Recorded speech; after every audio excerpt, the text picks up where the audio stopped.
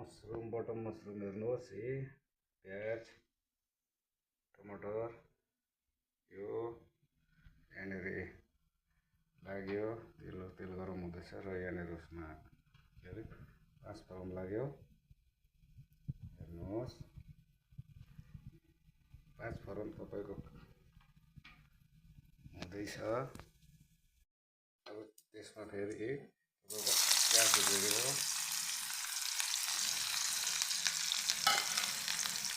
गयो हो, त्यसलाई हल्का चलायो।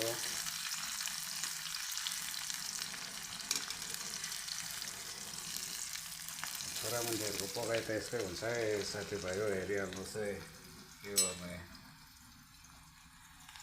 कोही बेला अल्छी लाग्छ हो, सर्टकटमा चाम्रे पनि खुवाइ हुन्छ, अल्छी नलागेको बेला यस्तै हो है। यहाँ दाल बनिँदैछ, यहाँ पर चाहिँ एउटाको राइस कुकरमा राइस बनिँदैछ। अब तपाईँको त्यो अघि लगाएको त्यो अघि पिसेको त्यो मसला हिँड्ने मसला यो गरेर यसलाई मजाले चलाउने हो।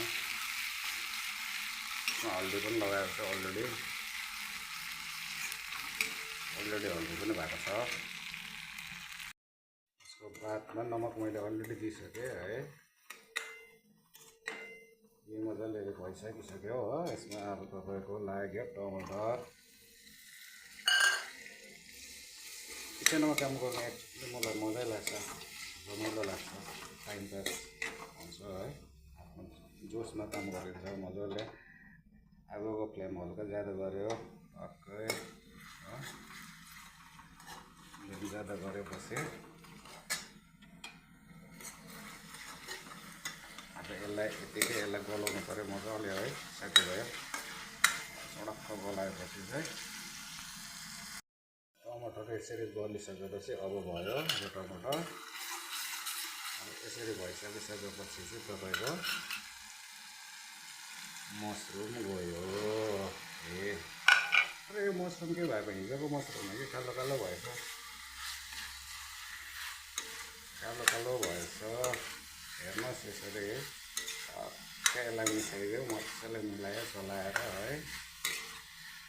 तपाईँको अब 5 मिनट यसमा यो एकदम रेडी।